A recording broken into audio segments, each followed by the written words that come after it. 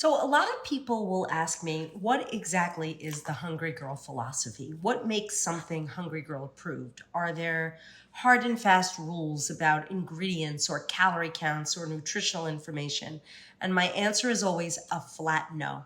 It's all about what gives me satisfaction, what is a better or a smarter choice for something that would normally be deemed junk food or comfort food or something that is typically off limits if you're trying to be healthy or count calories. So all of my recipes, they use ingredients that I think are smarter choices for whatever reason, whether they slash fat or calories or they taste just as good as something else that's not healthy. And the same really goes for products that I find on shelves at the supermarket. So there are no rules about how many calories a chip should have or how many calories a piece of cake should have.